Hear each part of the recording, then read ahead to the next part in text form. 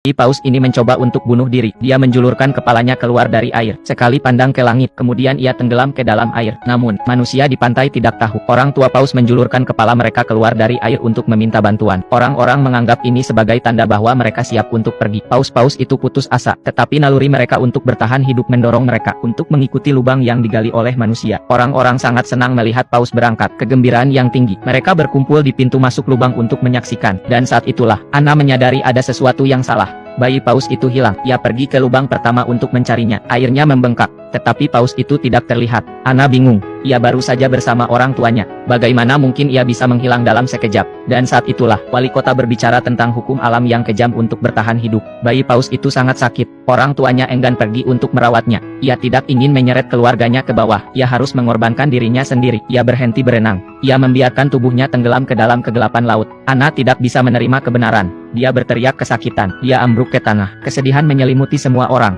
Tetapi penyelamatan terus berlanjut. Hawa dingin akan datang. Mereka harus segera mencapai perairan terbuka secepat mungkin. Kalau tidak, 2 paus yang tersisa akan tenggelam juga. Wali kota telah memobilisasi semua warga. Semua orang menghentikan apa yang mereka lakukan. Mereka mengambil peralatan mereka dan bergegas ke lokasi. Meskipun banyak orang datang untuk membantu, tetapi masih ada masalah di hadapan mereka. Esnya menumpuk. Dinding es telah terbentuk ribuan kilometer di bawah laut. Kapal pemecah es terjebak 200 menjauhnya. Tidak mungkin menerobos dengan tangan. Tetapi Anna tidak menyerah. Dia mendekati presiden, berharap bahwa ia akan mengesampingkan prasangkanya untuk sementara waktu, untuk meminta bantuan dari Angkatan Laut Soviet di dekatnya. Mintalah bantuan dari pemecah es mereka. Presiden belum pernah mendengar permintaan semacam itu. Uni Soviet adalah saingan Amerika Serikat. Anna ingin meminta bantuan mereka, dan kolonel mengatakan itu tidak mungkin. Kata-kata Anna selanjutnya, tetapi kata-kata Anna berikutnya membuat mereka tidak bisa berkata-kata. Seluruh negeri menyaksikan untuk menyelamatkan Paus.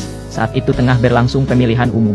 Jika presiden tidak setuju, ketika itu berakhir, Anna akan berbaris dan memprotes, dan itulah bagaimana dia akan dipilih. Presiden tidak menyangka Anna akan mengatakan itu. Ia tidak tahu apa yang harus dilakukan. Pada akhirnya, solusi Anna berhasil. Presiden ditekan, setuju untuk meminta bantuan Angkatan Laut Soviet. Ketika berita itu tersiar, media berita dunia meledak. Tidak ada yang bisa membayangkan, 2 rial perang dingin, akan setuju untuk bekerja sama untuk menyelamatkan Paus. Berita itu sampai ke tempat kejadian. Kerumunan orang terinspirasi. Semua orang penuh energi. Segera mereka menggali sampai ke kaki dinding es. 425 lubang di seluruh lautan beku. Itu adalah kerja keras, tetapi semua orang senang. Tiba-tiba, sirene berbunyi, menarik perhatian semua orang. Di kejauhan, kapal pemecah es Soviet datang dengan cepat. Anna tidak menyangka Soviet akan datang begitu cepat. Pikiran bahwa Paus akan segera dapat melarikan diri. Hatinya akhirnya lega. Namun, suasana di atas kapal pemecah es sangat berat. Dinding es itu lebih besar dari yang diperkirakan kapten. Tidak akan mudah untuk mencapai pintu keluar.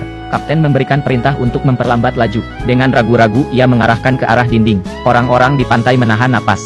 Harapan yang tinggi, tetapi detik berikutnya kecepatannya terlalu lambat. Dinding es tidak bergerak sama sekali. Tetapi, saat kerumunan orang kecewa, suara kapten terdengar melalui radio. Kawan-kawan, kami hanya menguji air. Kita akan mempercepat. Menyingkirlah dari jalan. Segera setelah kata-kata itu diucapkan, pemecah es datang dengan kecepatan yang lebih cepat. Ia menghantam dinding.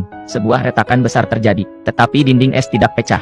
Kapten tidak senang. Ia memerintahkan kapal pemecah es untuk melaju dengan kecepatan penuh. Entah pistol es akan menerobos, atau kapal akan hancur. Dalam sekejap, hati para pria itu terangkat. Pada titik ini, pemecah es meluncur ke depan, dan dinding es pecah menjadi lubang besar. Semangat juang para pejuang sangat mengejutkan. Ini bukan waktunya untuk bersukacita. Kerumunan orang bergegas ke dinding dan menunggu. Namun, 1 menit telah berlalu, 2 menit telah berlalu. Tetapi Paus itu lambat untuk menampakkan dirinya. Tapi, tepat ketika semua orang berpikir mereka telah gagal, sesosok tubuh muncul dari kedalaman, dan langsung ke langit, menyaksikan 2 ekor paus saling berkejaran, berenang ke kejauhan. Semua orang merasa bahagia untuk mereka dari lubuk hati mereka yang terdalam. Pada saat ini, orang lupa akan perjuangan antara politik dan kepentingan, melupakan perpecahan antara bangsa dan ras. Dalam menghadapi mukjizat besar kehidupan, mereka bersorak bersama. Untuk waktu yang lama mereka tidak bisa berhenti.